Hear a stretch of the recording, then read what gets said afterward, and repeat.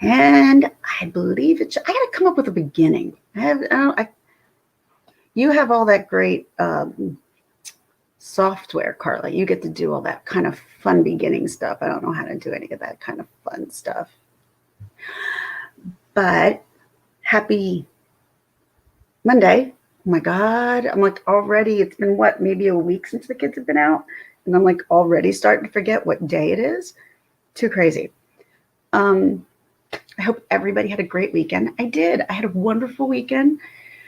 I'm relaxing today because it was a lot. It was a lot for me. Went to, well, we had friends over Saturday for my husband's friend's 50th birthday. We had him come over. So we had this big dinner. They were here till like 9:30, 10 o'clock. Just late for me, you know.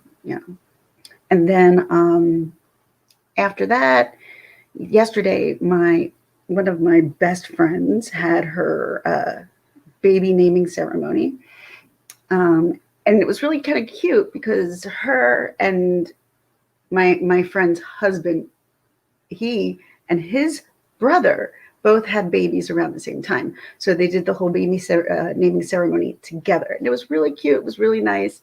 It's great to go. It's a far ride, but it's always worth seeing my friends. And I always enjoyed seeing my friends. So hope everybody else had a great weekend. But want to get onto this iSniper stuff. I swear to God, it's so funny, Carla. Everyone keeps telling me like a lot of my notifications don't come out, and that's okay. This is something that you can easily go back and watch because I'm just really kind of going over the documentary of iSniper. We've been through up to, I think, episode 5. So this is going to be episode 6 and episode 7. Episode 8 is tonight at Hey, Life is a Gem. Thanks for coming. Episode 8 is tonight. I have no idea how many episodes there are to this, but apparently a lot of the interrogation and things like that is going to happen tonight, which I'm totally interested in, because from when I can remember when they were caught, that's all I cared about. Time moved on. So everything was great. But let's get back to where we were when we had ended. The last time we had ended, where were we when oh, I'm not even on the right page. No. Am I? Nah, I'm not. Okay. It's kind of like each episode kind of bleeds into each other. They'll kind of go back and they'll kind of go over a little bit so you kind of remember of what they were talking about last time, considering it is a week to week and you really can't binge watch us right now. So it's like, the old way TV used to be. You have to be, hey, Kim, thanks for coming, sweetie. The last thing we know was the Home Depot shooting, which happened at 9/11 on 9. The husband called at 9/11. And the FBI agent, she so happened, the woman who was shot was an FBI agent. And at that time, they weren't sure if this was a sign towards, say, law enforcement or anybody else that they're after them as well. Remember, this is 2002. Once again, and I like to remind people this because a lot of people, and especially some people, may not even know, it was a very, very different time. People were very, very scared during that time. I didn't live far from DC. So if, he decided to go a lot in this whole thing south during Fairfax, Virginia, but shit, if he came north, that would have been us. And because we were we were very close off of 95. It was scary, Carla. It was scary, but damn it, I wasn't scared enough to the point where I was still going to go to that Dave Matthews concert in DC, whether or not he was caught, but he was caught. So I was like, you're not keeping me away from Dave Matthews. And to this day, I kind of thank myself about that because during concerts for me these days, it's not too well. All right. So we're going to start with episode 6. And part 6, the name of this one is Your Children Are Not Safe. Oh, because that's not terrifying at all. Not terrifying.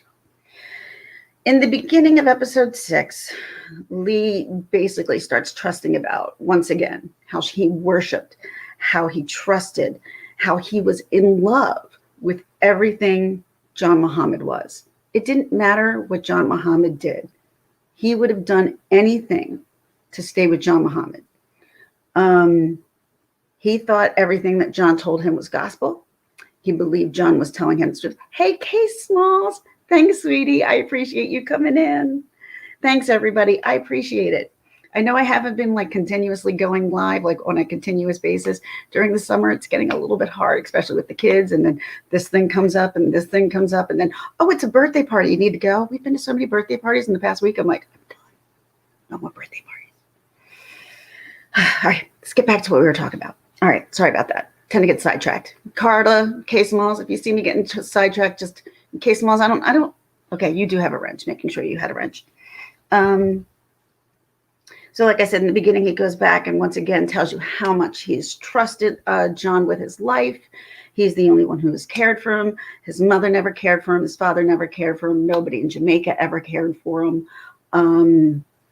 So no matter what John said or did, he did not want to disappoint him because this is the man who took him in and loved him. Kind of understand that a little bit. He was a young kid. All he was looking for was acceptance, and he couldn't find that anywhere except in John Muhammad, John Williams. And we'll get into that, because when they started putting his name out there, and that comes in later, that goes into play. So the next thing that you see, they start talking about the Home Depot, and they had gotten to Clinton, Maryland. After Home Depot, he had shot somebody, and he had killed who turned out to be an FBI agent. Next thing John wanted Lee to do, and this is according to Lee from prison, John wanted him to shoot a pregnant woman. That was the one thing Lee said, no, I'm not doing that. I can't do that. Which wound up causing a big riff in between John and Lee. Now, we lived in the area. There was probably about a good few days. I would say I think it's 5 days. I believe they said 5 days. It's a few days. There were no shootings. Nothing happened.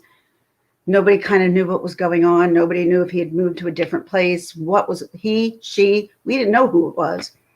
The funny thing is, and here's the strange thing, because he could not shoot a pregnant person, John and him wound up getting into a fight. They didn't speak. Because they didn't speak, they did not do shootings. So thankfully, those 5 days, 5 people's lives, or whomever, so many people's lives were probably saved during those 5 days because these two guys got into a fight, or a guy and an adolescent got into a fight. What happened was, he wanted to do this. He wanted this fear. He wanted everyone. John Muhammad wanted everyone to be afraid. And he was the person who was able to get Lee to do it all for him. He brainwashed him. I mean, when you watch this video and you hear, he even said, he had my heart. He had my heart. He knew how to pull my strings. He knew what I would do. He knew I would do anything for him.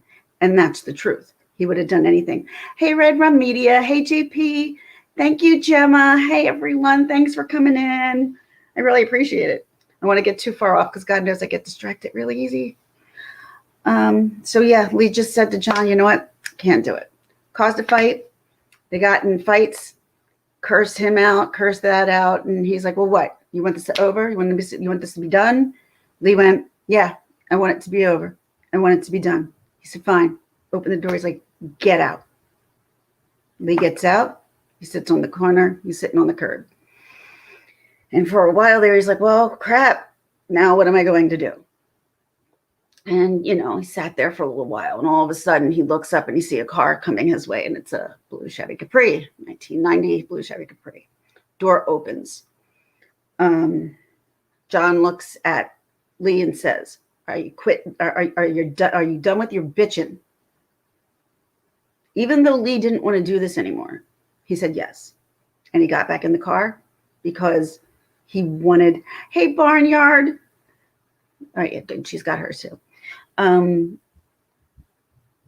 So, like I said, he finally got back into the car, and once again, back under a spell. And as he said, once you kill somebody for the first time, after that, it just gets easier and easier. It became an everyday thing. To them, it was almost like a game. And, and they go and they tell you from the law enforcement, they tell you from Lee's point of view. You don't hear it from John's point of view because John's been executed, but you hear it from Mildred's point of view. You hear it from so many points of views. That's what I really enjoy about this. It's just not one-sided. All right, so then, they have no shooting. So the argument, John curses him out. Just see, obviously, I wrote everything down, but yet I still remember, which is pretty good. Sometimes I worry about my brain. So John came back around. I think I just told you all this. All right. So at this point, because so much time had gone by, the cops were really, really getting nervous. Still no leads, still no positive identification information, nothing, and 5 days without even finding any more information. So to see Chief Moose and I forget who the detective or the officer was with him. I forget her name. She's phenomenal as well.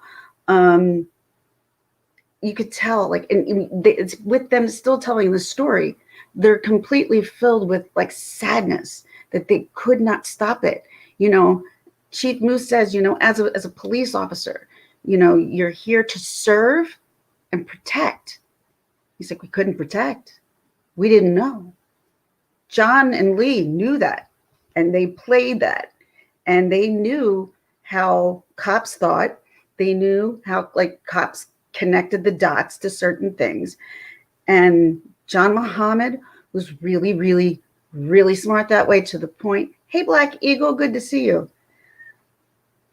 He was really, really good at, teaching Lee. Lee just, honestly, he became just as smart, just as good, and probably a better shooter than John Muhammad was. And the only person who actually knew this was John's friend, Robert, who lived all the way in Washington State. That comes back into play, though. Like I said, he said, if someone has your heart, knows how to pull your strings, they will always have you. And that's how Lee pretty much describes John. He's like, no matter what, he was there to serve John, and that's how he felt. So then the whole intro, they get into the intro, and then we start back off at Fairfax, Virginia. It's day 14 of the sniper starting. It's October 15th, 2002. There was another shooting, or was this still, this was still the shooting at the Home Depot. The police wound up getting a whole bunch of information. Like, someone called in, gave what the guy looked like, the car, the description of the firearms, the description to the T. And the woman said, she's like, when you get that kind to a point where they can actually describe what kind of gun they were using, 9 times out of 10, it's not true, which turned out to be not true. The guy who said he was a witness wound up still being at the store at the time and made up the story completely. Why? Once again, guy with a white car. I think he said he was Middle Eastern, had some kind of AR-15. I don't remember what the gun was that he said, but unfortunately he got in trouble and went to prison for lying for that. So now, once again, when the police thought that, oh my God, we actually may have a lead on this now, it's lost. Now they're back to square one. They have no leads. Next thing you see is this woman that they're talking to, and her name is Stephanie Harper. Harper. I'm sorry. Stephanie, I believe it's Hopper. Yeah. Hopper. Sorry. Hopper. And this is now day 18, October 19th of 2002. Apparently they had spent the weekend, Stephanie and her husband spent the weekend with her family. I guess some kind of beach resort. I guess on a Virginia beach. She really didn't get that much into it. But on the way home, they decided to stop at a Ponderosa. They thought a big Ponderosa dinner sounded like a great idea on the way home. So stopped at Ponderosa. They were really, really young, still very, very much in love, giddy kind of love. And as they were leaving, Stephanie tells you, like, they were having this conversation that they had all the time, where she would go back and forth with him, and she goes, I love you. And he goes, no, I love you more. She's like, well, I love you infinity. And I love you infinity. Like some of those really ridiculously cute conversations when you have with you're in love. And during this time, John and Lee picked this Ponderosa place because of where it was located. The back had complete dark woods, couldn't see. And it was an easy way out to get onto the freeway that once they took the shot, they could be gone. So as Lee said that, yeah, they picked, and I just said that they picked that location due to how dark it was and things like that. Lee was explaining he kept going back and forth from Stephanie to Jeff, who was her husband, from Jeff to Stephanie to Jeff. He said, but, and I guess, watching, he's like, that's what love is. That's what love looks like. What I see the way they were playing with each other, they're like, that's a special kind of love that you don't see. And I could see it. I didn't have the heart to kill him. I couldn't do it. But I couldn't go back empty-handed. He's like, I can't go back empty-handed. John would have told me that was bullshit, and it would have been bullshit. So instead, I made a compromise in my head, and he shot him in the stomach. So that was at 7:59 p.m. of that day. There was a 911 call that came in from the Ponderosa parking lot. That was Stephanie who was calling. Legitimately, the calmness in her voice about her husband just being shot, just kind of like, I'm like, holy, I could not believe it. So the next person that they decide to, that they bring in is Officer Tim McMahon. He was talking with Stephanie. Stephanie had a wound over her husband's wound, which was right around here, right, like kind of in the chest area, right below the heart, but in the stomach area. And it said it was a nickel-sized hole. And he said, look, all you need to do, just put a cloth there, hold it there, just keep holding it there. It's really not rocket science. And he said, literally, not only was she giggling, he, who was just shot, was giggling. I was thinking to myself, did I miss something? And he goes, she is a rocket science. And she's like, I am a rocket scientist. So I'm like thinking to myself, well, no wonder she probably knows exactly what to do and kind of things like this.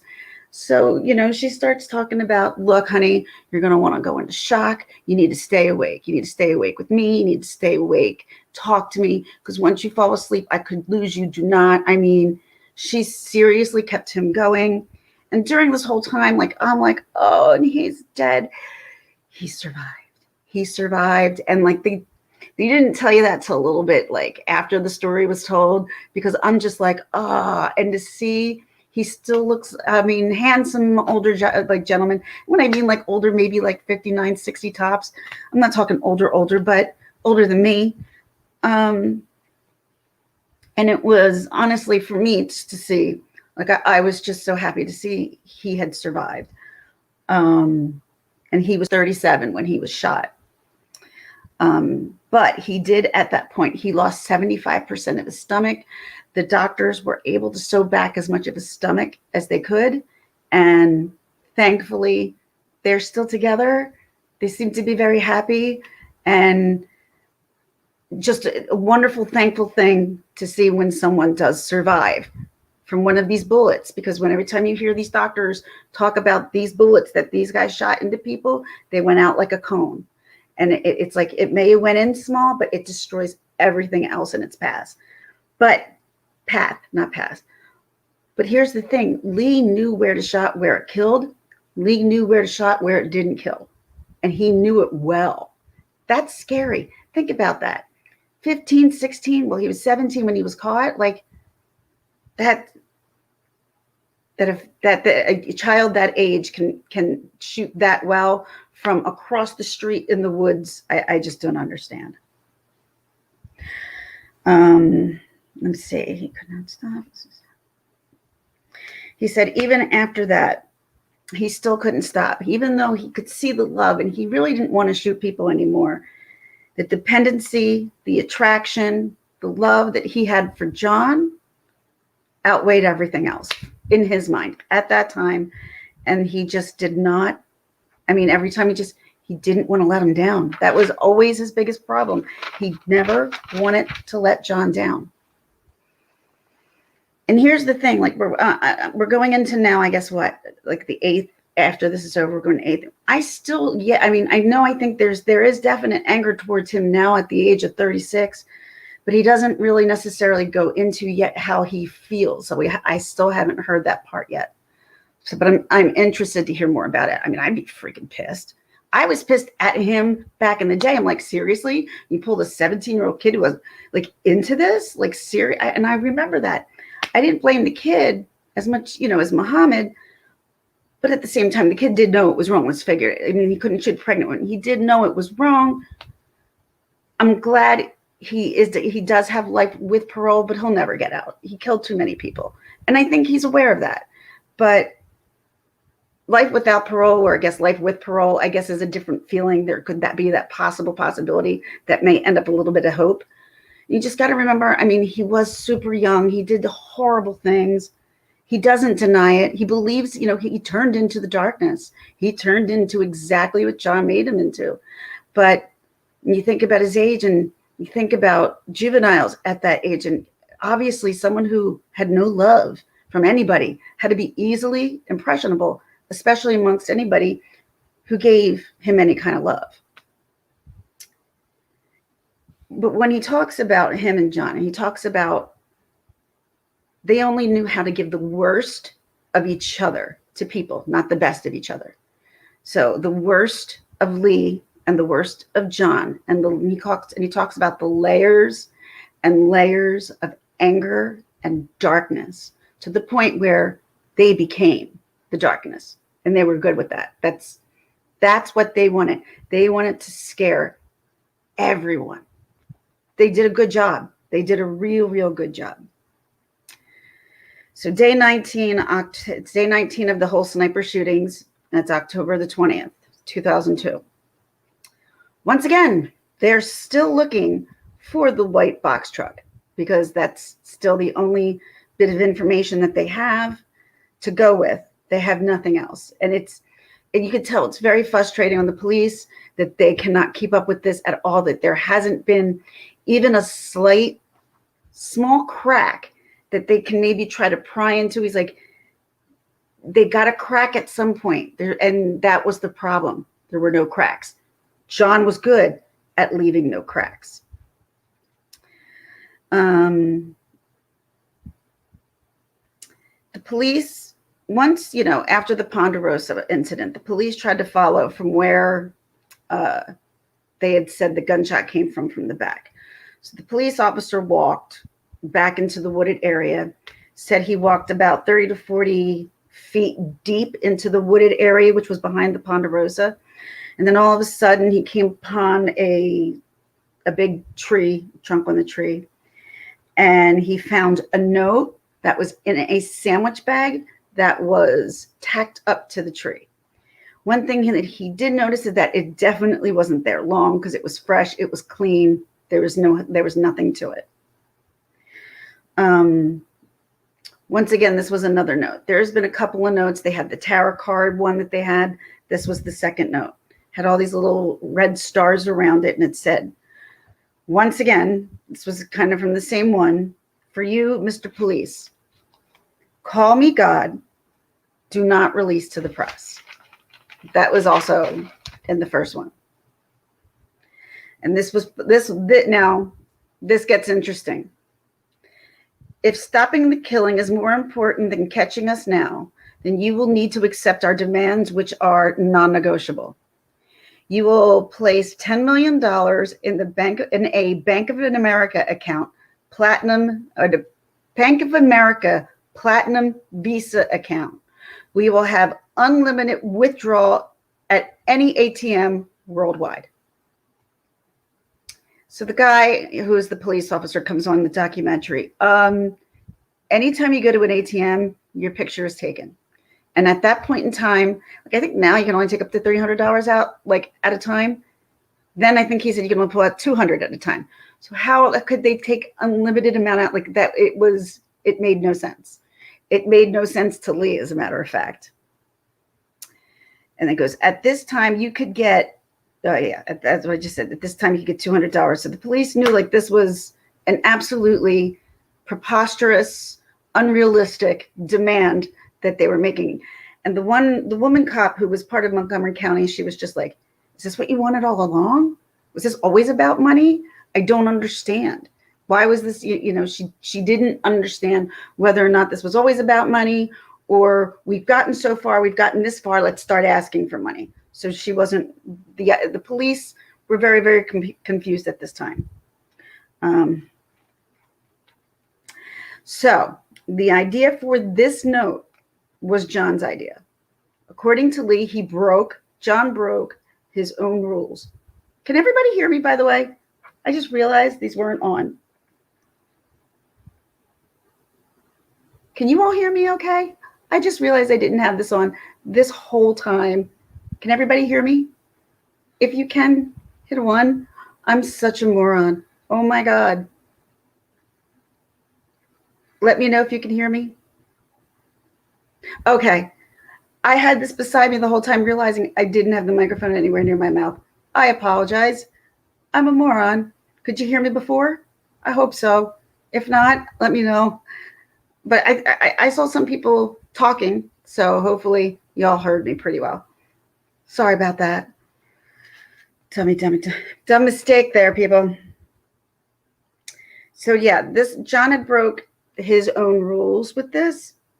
According to Lee, his rules were never to ever reach out and never give the police any kind of starting information of where you are and what you're doing, because the police can easily connect the dots.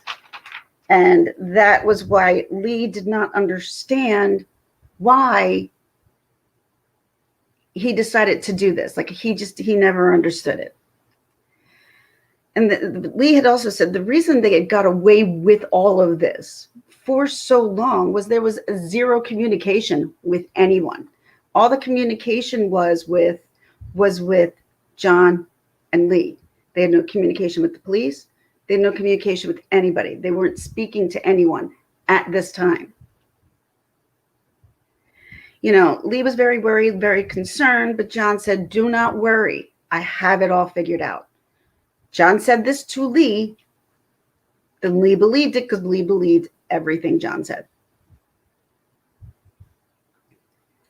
The note also stated, we have tried to contact you to start negotiation, but the incompetence of your forces in Montgomery County with Officer Derrick.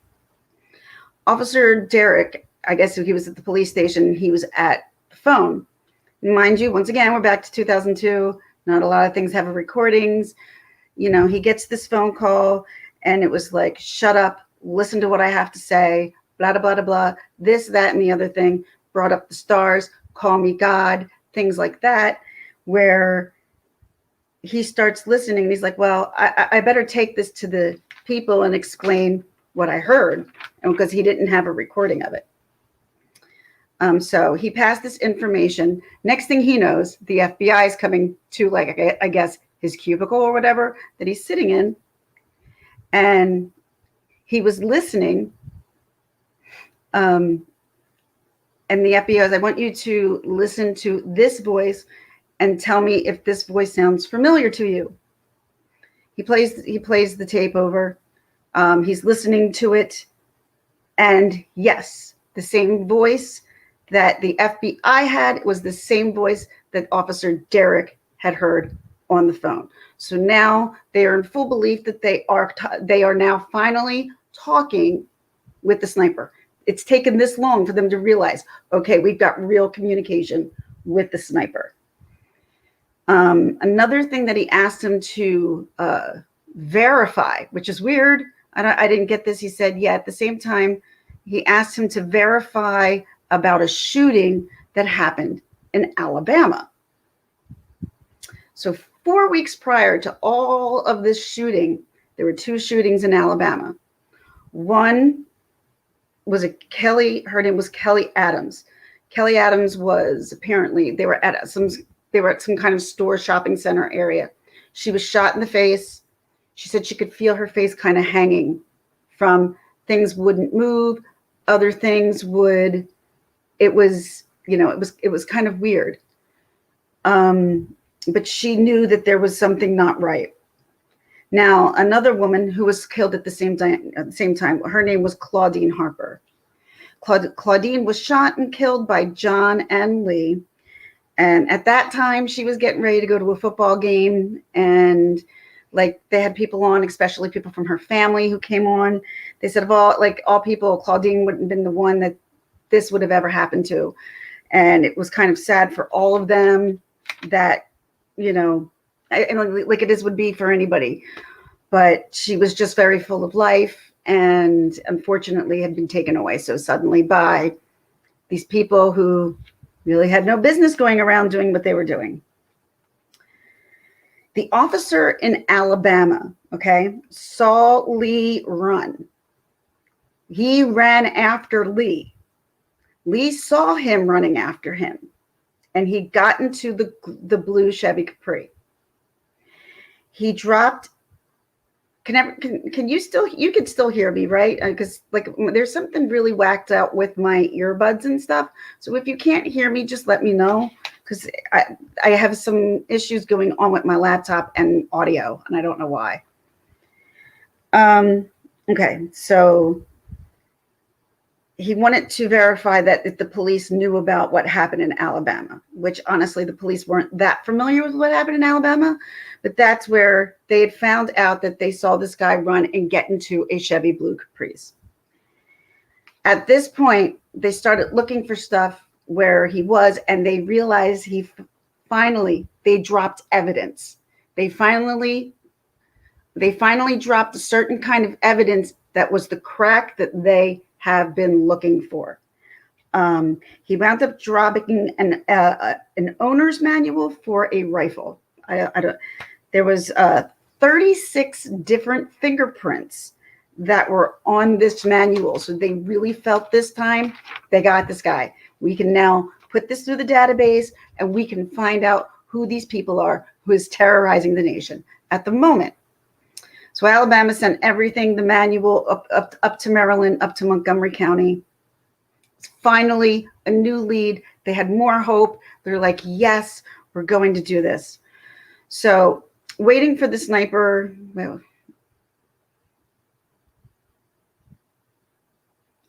When they were waiting for the new lead. Okay. When they were at Ponderosa and John was there, they were talking about this whole $10 million in the bank account, in the Bank of America account, he said that was the dumbest thing John could have ever done. It was dumb then, and it's still dumb now. I was like, okay. He's like, I knew this wouldn't work. He said to trust him. I did. I trusted him. He said, but I knew deep down this wasn't going to work. When they go through the documentary, they'll go through some of the different calls that they get that came through. They get a lot of constant BS calls, like, you got my wings, who's this, I'm this, like just people just being jerks. So around 7:56 a.m. the following day, a call came in from a payphone from Richmond, Virginia. It was at a gas station. They picked this gas station to make this phone call because there was a white truck around it. So because there was a white truck around it, they picked that because they knew they'd be looking for the white truck. But they were across the street. So what did they do? This is how brazen and ballsy they were. They went across the street and they sat there and they watched the police and the SWAT team come.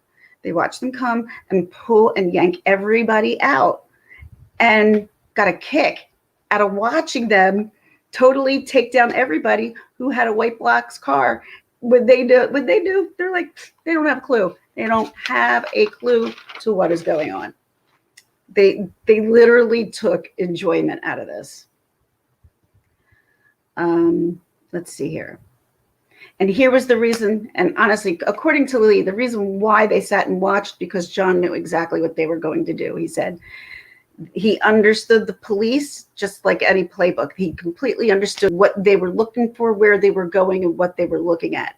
That's what it was easy for him to pick places, for him to do what he wanted to do, because he thought, or at least he knew, what the cops were looking for, at least at that moment, because they would listen to the car radio and listen to the news while they kept driving, going around, doing their shooting sprees. The Montgomery, Lee said, or let me see, I'm just going here. Lee says, you don't listen, so, they write another note.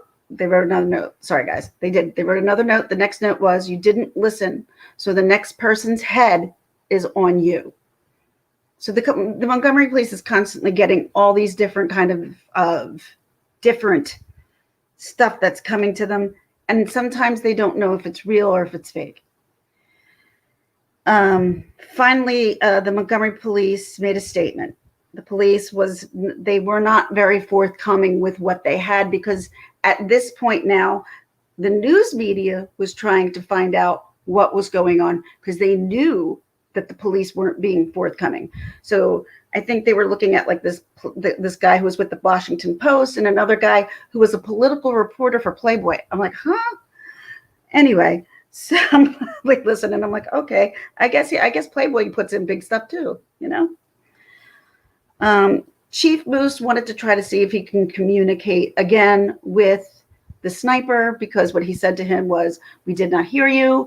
Could you please call again? It wasn't clear. They're like, oh, are you talking to the sniper? And he's like, I can't say. Come on now. Like that, everybody kind of figured out, okay, yeah, you're talking to the sniper. All right, so then 6:30 that evening rolls around. John was annoyed that the police were not doing what they wanted, what they were told to do by him. So he was going to terrorize Montgomery County. So at this point, I think they're still down in Richmond, Virginia. Now they decided they're going to make their way back up to Montgomery County. They're like, if they don't want to listen to what I have to say, then we're going to go back and we're going to terrorize them more. Oh, and boy, they had a lot planned. Thank God they got caught when they did, because it could have gotten really bad. Like there was stuff that they had planned. Holy crap. Yeah, so they went back to Montgomery County. They picked a place across from a bus stop. So now they go into day 21, which is October 22nd, 2002. The first person that they talk to is a Denise Johnson. She is the wife of Conrad Johnson. Conrad Johnson went to work that morning, just like any other normal morning. He went to work. He's a very jovial, outgoing, fun guy. He worked for the public bus system around DC. So there was a morning, he went to work, and John and Lee had scoped out a really good place where they could park the car, they could take the shot that they needed to take, whoever came off the bus, get into the car, and easily sneak their way into traffic without being caught at all. And they succeeded. So Lee waited and waited till the traffic was at its worst, both Lee and John. They wanted to make sure it was gridlock, so, you know, the police couldn't make it anywhere. So he waited, and before they took the shot, he was waiting for John, and John finally said, you got to go, meaning go for it, you got to go. So he goes out, the bus door opens, and he gets a shot at the man who's driving the bus, who was Conrad Johnson. His wife was on. This was one that got to me. I did not get through this one. This one was difficult. This one was a hard one. His wife broke my heart. It was heartbreaking. 5:56 a.m. Conrad Johnson was killed, and Lee and John just joined in with the gridlock traffic, and nobody knew any better at that point. and they fled the scene. Sorry, that one's hard. After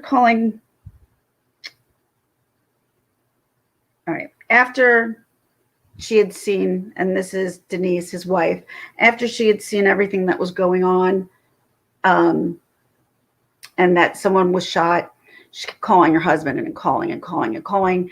He never picked up. And then she went to go, oh my God, it's him. It's him. She got that sick gut feeling.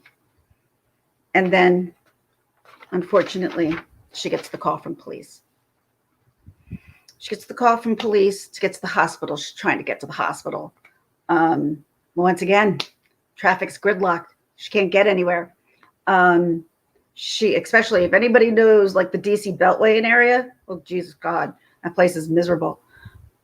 She wound up getting out of her car, and they wound up escorting her to get to the hospital as soon as she can, as well as all of his family. Everybody got there, and he didn't make it. He unfortunately didn't make it. At this time, once again, police had no new leads and just absolutely feeling helpless at this moment. Conrad Johnson was only 35 when he passed away. And it's sad. That's a sad one. And you'll go on and you'll even realize how more sad this really is. In episode part 7, it's called The Blue Caprice. It all starts out on October 2001, a year before the shootings start. Lee said John always loved his kids, loved being around kids. He wanted to be around John. So he went to John. He did whatever he could to get to John. And at that time, John was living in Washington State. He was living in, I do have it written down here,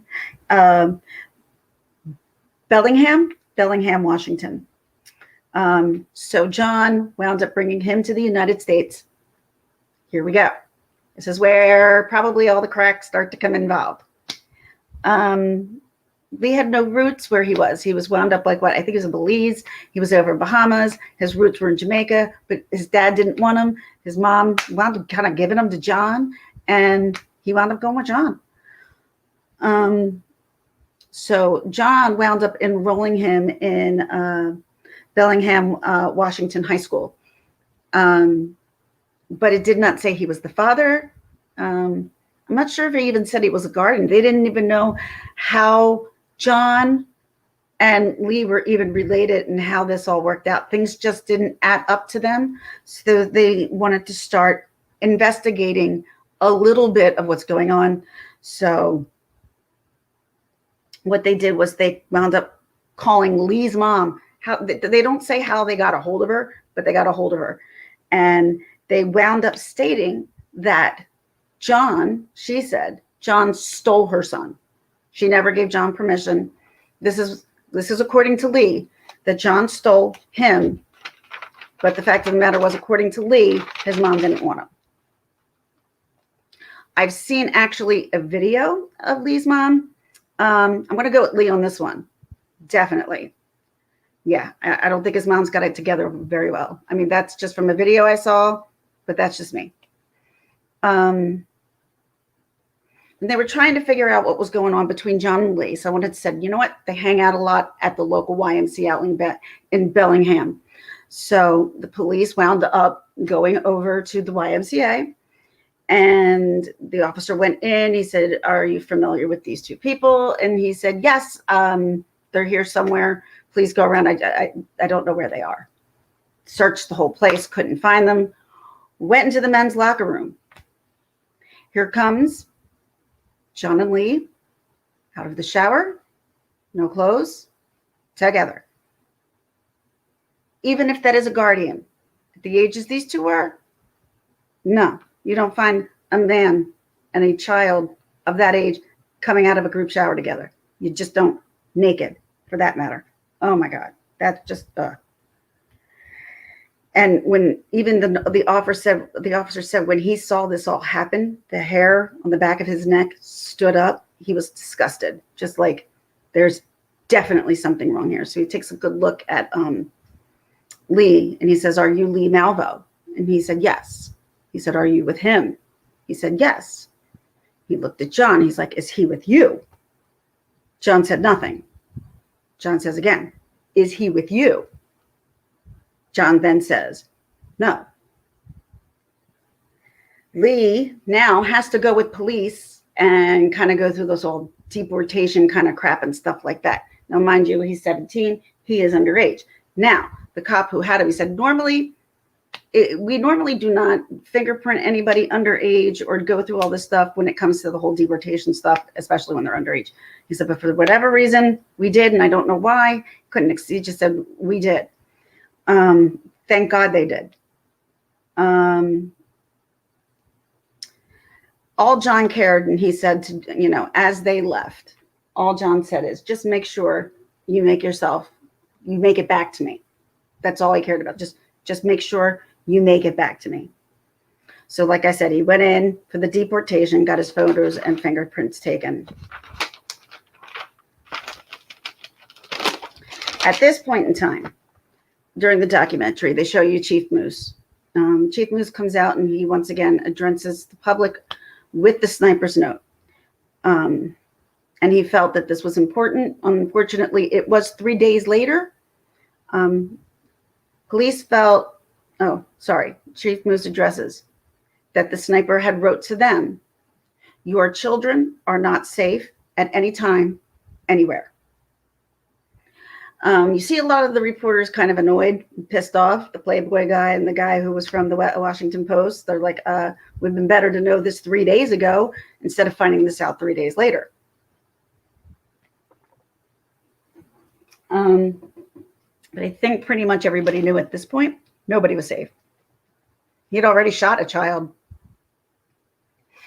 But he felt it was their need. Like, they didn't want to give away too much information. If they gave away too much information, they could take the car, switch the car up. And they didn't want to give that information away, because if they were, then they were afraid that the leads that they had were going to be gone and they would have lost them. Because still right now, they only have a few things to go by. They don't even have names yet. They still don't realize that Lee's fingerprints are the one that are on the manual, but they do. So when they gave and they put all the information through, police were like, we're just a complete and utter failure. And I always liked Chief Moose during this whole thing.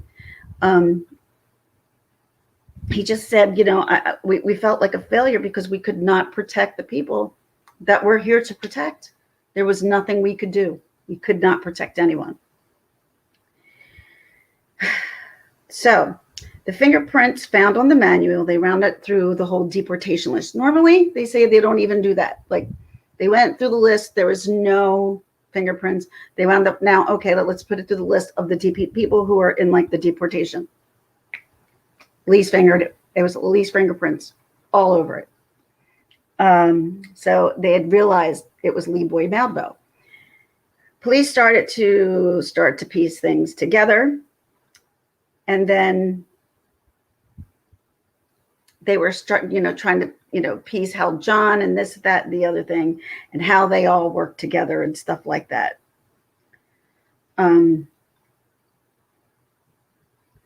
The first thing the cops did, that when they decided that they were going to name John one of the snipers, was they actually went and visited Mildred, who was his ex-wife. His ex-wife, "Hey, Jenny, glad to see you. Thanks for coming. I totally appreciate it." They pieced together. They told Mildred, your husband, we're going to name him as the sniper. And she's like, you got to be kidding me. And she said, she was kind of in shock. And he said, "Do you think he's capable of doing this?" She's like, "Yes, I do." And they were like, "Oh, would you like to be in protective custody?" She's like, "Do you know where he is?" "No." "So he's still out there and you haven't found him?" "No." "And you're asking me if I want to be in protective custody?" They said, "Yes, ma'am, we have to." She's like, yes, I want to be in protective custody. Are you out of your mind? Like, she was like totally annoyed. She's like, this guy's going to kill me. He has threatened me. I've told you 1,000 times. They didn't take me seriously. Finally, now they believe me. Now that he's a sniper, they believe that he's going to kill me. So at this point, they remember the officer who was in Tacoma, Washington, who had got a phone call from Robert Holmes. Who was Robert Holmes? We spoke about Robert Holmes before. Robert Holmes is actually the man who was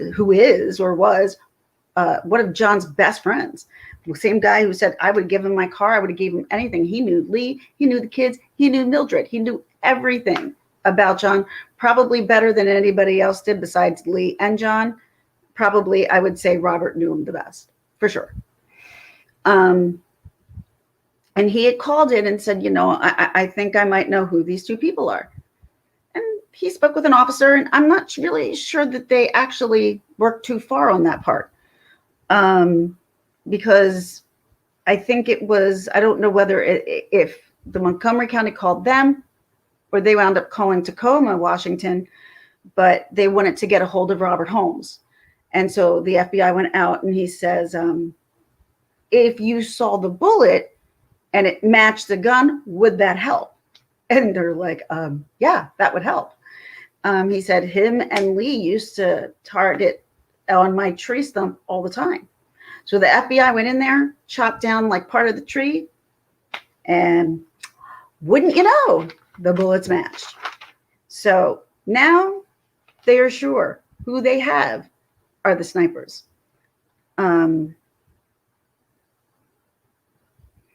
So let's see here. I'm sorry. I'm just rereading what I wrote down just to make sure I'm giving you the right information at the right time. But yeah, Officer Jim Snyder confirmed that he was pulled over. Same car. Oh, Jim Snyder, I believe when he had done the shooting and he wound up in the Bob Evans parking lot and they did the shooting and he was diverted. And I believe this might have, I think this was the Home Depot. I do believe whatever it was across the street. And it was that they were at the Bob Evans. He was stopped by a police officer. Lee was in the trunk. They saw one black male. He said the car was a mess. It smelled. It was horrible. It was this, was that. Took his name, took his information. Nothing came up. And he left. And he's like, I let the killer go. I let him go. And that officer really, really had a hard time with that. You could definitely tell. But with all of this now coming in, all of this information is putting John and Lee in every single situation where there has been these shootings. It is now real quickly piecing together for the Montgomery police, for the police in Fairfax, Virginia, Richmond, Virginia. This is now like, we really could have these guys. We really could have these guys. Now, they knew about the Chevy Caprice. They wound up having his license plate on it. So they were reading out the license plate. It's 1990, dark blue, Chevy Caprice, this, that, the other thing. Like I said, I don't think Chief Moose really wanted that out there, but it got out there. And they were like, you know what? Fine. It's out there. It's out there. Good. Help us find this person. Help us find this guy who's killing somebody. At this point, there was a gentleman, and where was he? Okay.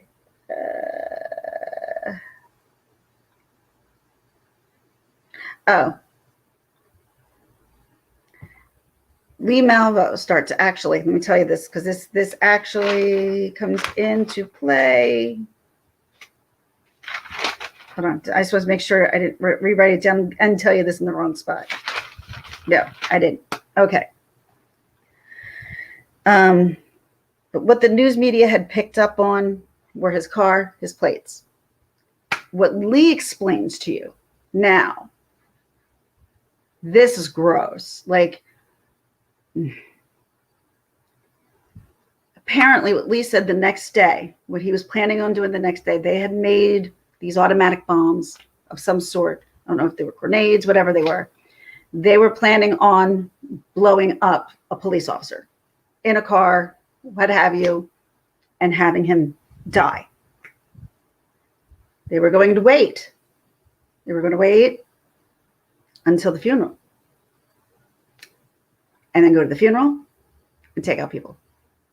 That's what Lee said. That's what Lee stated. That was what John wanted to do next. Already, everybody's terrorized. Let's make them even more terrorized. Something that's completely uneven imaginable. And that was what they were going to do. That was their next plan. So the next person that you see is this gentleman, probably I would say in his 50s. His name is Whitney Donahue. And he's listening to the radio, and he was listening to Chief Moose, and he got the plates. He actually wrote it down so he had it. I wouldn't have done that, but good for him. I'm not sure if I would have stopped and done that. Knew it was a dark Chevy 1990 blue Caprice with the license plate, and they had all of that information. So this guy had this information, and he's driving home. It's like 11:30 at night, and I gotta go to the bathroom. So he goes off and he gets off at a rest stop. As he gets off at the rest stop, he sees a car like in the corner by itself, sitting by itself. He's realizing it's a dark Chevy blue Caprice. Oh, shit. So, he kind of makes himself, he doesn't want him to think, so I guess he turns off his lights and things like that. So this was like around 11:30 that night. Then what he decided to do was take a good look at the license plate. Called 911. He's like, yeah, just listening to Chief Moose on the radio. You're looking for a dark Chevy blue Caprice with license plate tag NDA-21Z. They're like, yes. He's like, I am at, where was he at? He's like, I am, what was it? Again, he's like, I am on Route 30 westbound at South Mountain Rest Stop. He's here. Like, whoa. They're like, no. He's like, I'm telling you. They're like, they even asked him, they said, don't leave. They didn't want him to leave because they didn't want the blue Chevy to leave. So if the blue Chevy was to leave, they wanted him to let him know. So they're like, whatever you do not get out of your car. Stay there until we come to you and we get this all settled and cleared. He's like, okay. He's like, he even said, he's like, oh my God, that's exciting. I'm finding the freaking guy who's killing everybody. And what happened was the police and the SWAT team wound up parking at the bottom of the ramp. So they didn't even see them pull up. And they like totally walked up, guns in hand, went in. And Lee describes it as they were, and even the police were like, they were both sound asleep. That normally never happens. Normally one's awake, one's asleep, but both of them were sound asleep. And so Lee describes it as all of a sudden he hears this loud, piercing crash. And the first thing he thought of was, I let him down. I let him down. That's his first freaking thought. I let him down. He said, so the next thing I know, he's like, there was no time. He's like, window got smashed in, had no idea what was going on. I hit the ground. I'm in handcuffs. I look over, John's in handcuffs. He's like, and I'm looking over at John. I'm looking over at John. He needs that, we'll be okay, or something. He just needs a look from him. John didn't even bother to even go in and look at him at all. Like he just, I guess, needed that fatherly, everything's going to be okay. Well, he didn't get that. Didn't matter. Still loved him, still do anything for him. That's what we know. So, but it was interesting because when he saw the Chevy blue Caprice, Whitney Donahue, who was the gentleman, he calls 911 and he's like, I got the Chevy blue Caprice. I got this, I got that. I'm at, bang, phone dies because he didn't have any connection where he was. He's like, son of a bitch. The kid police are like, hello, hello, hello. He wound up pulling around to where the trucks were. And then he was able to get a signal, was able to call them back. And that's how they were able to come back. And like they said, they parked at the bottom of the ramp. They came up, took them both away. Um,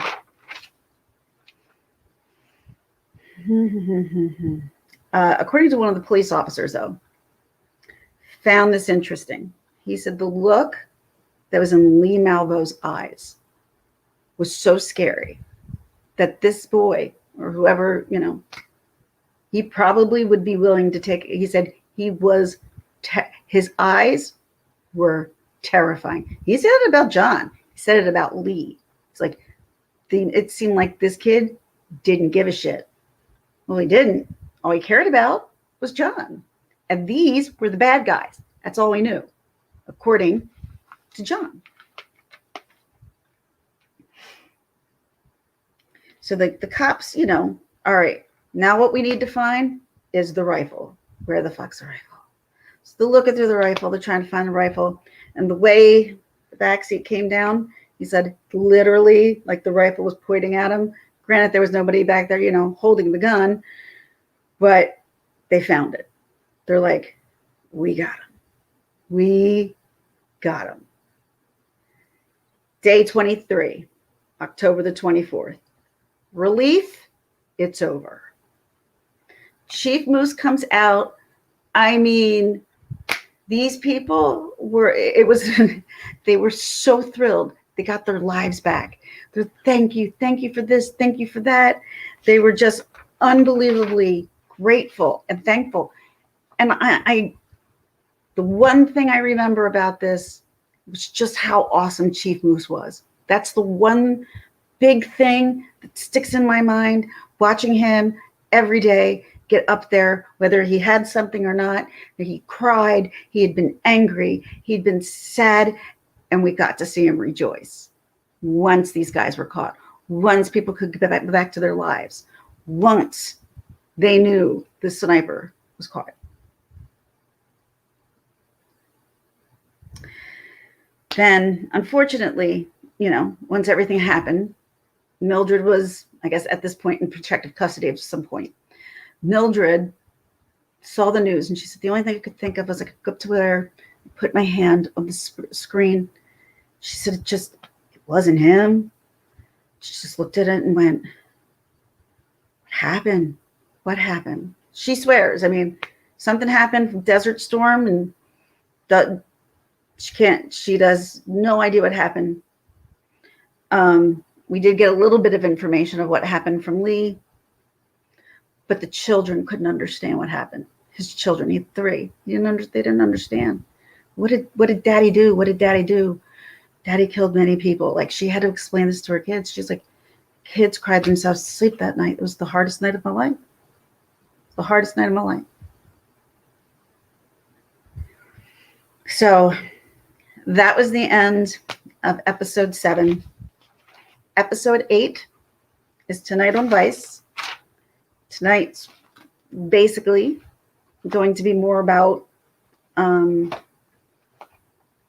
interrogation, which I'm kind of interested to see, because I think when I knew they were caught, I moved on with life. I was just thankful. So I didn't necessarily think about what happened after that. I wasn't really into true crime yet. I was kind of more busy into marketing and advertising than I was doing back then. But totally interested to see how this moves forward. I guess they're going to show the court cases. I don't know. But yeah, this was, I'm interested really because I feel like, you kind of knew what was going to happen at the end, but and we kind of know how it, what they have, and if you listen to Lee, my husband's been watching it with me too. And I said, and he's like, he's got no remorse in his voice. I'm like, of course not. Who does he have remorse for right now? I mean, think about it. Everybody and anyone who's a part of this kid's life failed him completely. His mother, his father, including the man that he thought he could trust more than anything in the world. Everybody's used him. Everyone. How would you feel? I don't know. I think I'd be angry too. But listening to him, I do believe he has remorse. You could tell that he saw love and he knew what love looked like. And when he saw it, he didn't want to break it. He may have hurted it, like by hurting someone, by choosing not to take their life and to shoot in a place where it wouldn't kill him. I don't think that's commendable. But the kid had a conscience. He did have a conscience. Couldn't shoot a pregnant woman. At least you could say no to that. But I'm sure it was really hard to say no to him. Wasn't there. I wasn't a part of it. Like I said, I only remember the news story. I remember Chief Moose was awesome. I remember being grateful that they found them. I remember being shocked. It was a 17-year-old. And I thought everybody thought it was dad and son until we realized it wasn't dad and son. And it became even weirder. I'm like, that's even more bizarre. But back then, like, I didn't have, you didn't have like the internet, like right here to pick yourself up and look at it anytime you wanted to. I was busy with work. I was busy with life. I was busy with everything else. But I'm definitely interested, and I'm definitely going to bring this to you guys, then, like 2 to 3 weeks later. I apologize. It's been nuts with the kids graduating, and then we've had parties, birthday parties, crazy birthday parties. I forgot how much birthday parties cost. When you have kids who are invited to, you're like $20 here, $20 there, I'm like, all right, this is all got to quit, man. I'm like, it's been so long, I forgot what this is like. But it has been phenomenal getting back to life. Got to see my best friend. Last time I saw her was August, when up at her mountain house. When I'm going soon to see her. Can't wait. It'll probably give us at least a little bit, a week away, and I think a week away in August. So at least 2 weeks of fun. But I really appreciate for everybody just coming in, saying hi, just hanging out for a little bit. Jenny, Carla, thanks for being here like the whole time. You're the best ever. K Smalls. Jenny, you're awesome as well. Let me see. Hold on. Can I do this? Can I do this? Bang! There you go, Jenny. It's all you. Black Eagle, everyone, you guys are awesome. Thank you so much. This is a lot of story. This is a story a lot of people don't know about. A lot of people who didn't live in this area didn't really know much about it. I love Kay Smalls. How could you not love Kay Smalls? She's a good person. She's just a good, and Life with Jem, she's the sweetest person in the world. Unbelievably, Black Eagle's a sweet person. Everybody. I love the people who come in here, whether it's 4, 2, 10, 12. I'm better. There's 100. I may not be able to keep up with it. That's all I got to be honest with you. ADHD, can't keep up with that kind of crap at all. But I will share a picture though. I just realized I wanted to share pictures with you guys. Oh yeah, don't go nowhere. I pulled up these pictures. Share screen. I think I do it this way. Bang. Bear with me, y'all. I'm really bad at this. Okay? Really bad. Okay. Let me see if I can pull this up. Let me see. All right, here's one. Oops. So this was the picture that they have. And I'm sorry I don't have a better picture than that. Can you see it? Carla, let me know if you can see it, or Jenny, just someone let me know that you can see it. Because if I'm showing something,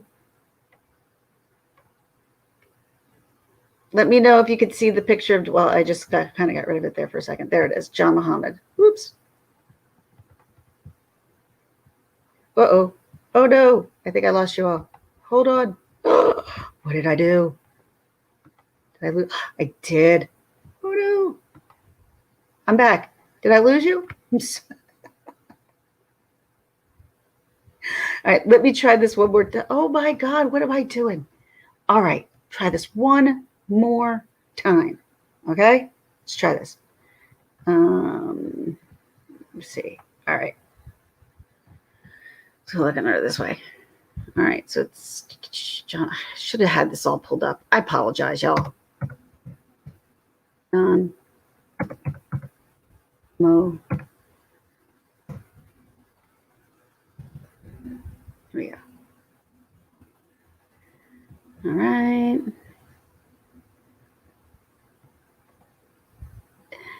I want to show you a picture of his mugshot. Like, and I think I just showed that to you. And it's just such like, see, this was one of his mugshots here. That was him and Lee when they were booked. And like I said, I did not see any of his court hearing or anything. You could see a lot of the different pictures here. If you can see it, I don't even know if you can see it. Can you see it?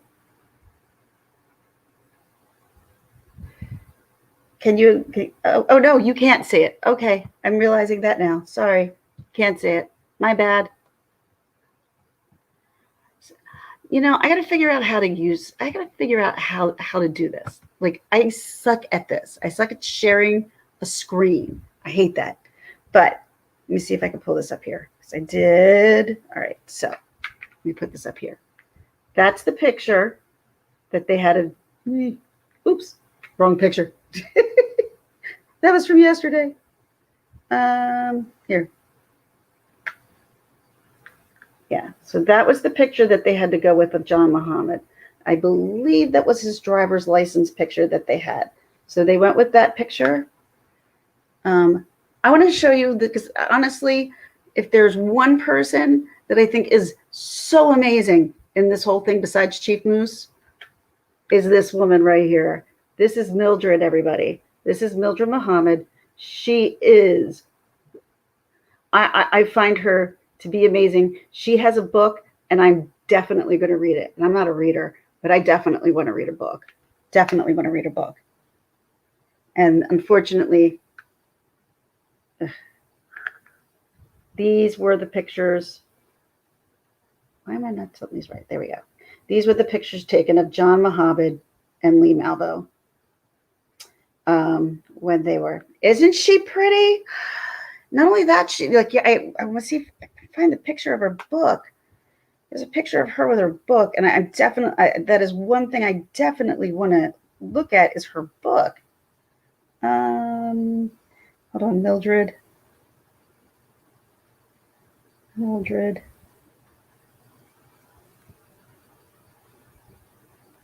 Okay, book. Sorry. Oh, okay. I do. Oops. Show me this image. I do believe this is her book. It is called Scared. Mildred Muhammad Silent, or Scared Silent, probably. So this is her book. I can guarantee you this is probably a damn good read. She's smart. She's so smart, and she's. I honest to God, this woman here, I find her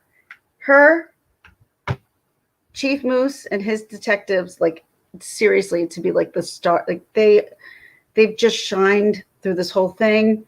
They've really put up with so much, and they really got through.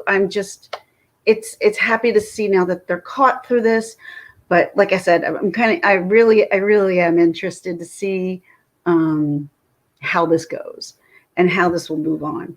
But we'll end real quick. My friend had her baby naming ceremony yesterday, and it was really, I haven't seen her in so long, and I didn't even yesterday was the first day I got to meet the baby.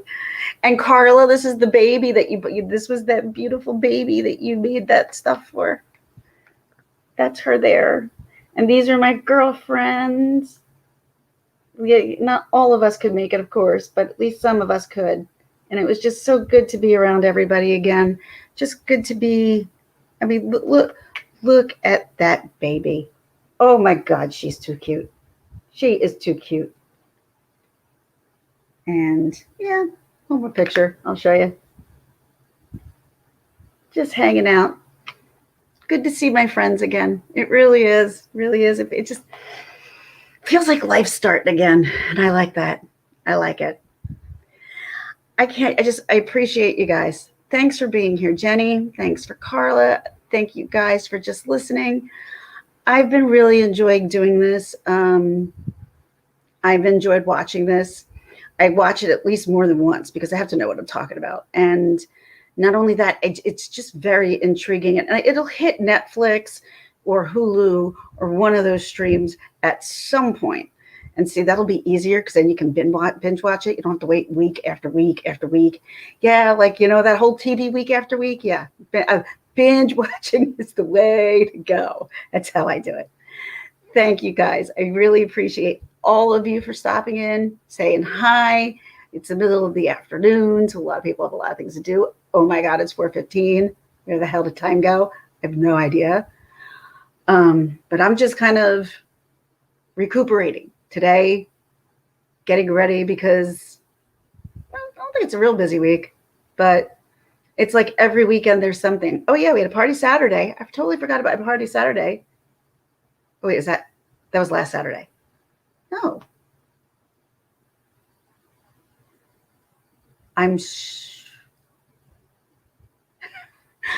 Bye, guys. I'm losing track of my own thought. I'm like, wait a minute, didn't I go to a party Saturday? But wait a minute, when did someone come over and eat? That was 2 days ago, but I was at a party. Does it make sense? I think it was a week ago. The party was a week ago. See, short-term memory loss is absolutely awful. Sarah, or Life is a Gem, Jenny, Carla, everyone, thank you. I love you guys. I think you guys are awesome. I appreciate everything about you guys. And I'm sure I will see you around the tubes. And hopefully I can get this up either today or Tuesday or Wednesday. I can get this up. And like I said, I'm going to try to figure out how many more episodes there is left. Bye, everybody. Have a good, is it Monday? Yeah, it's Monday. Have a good Monday.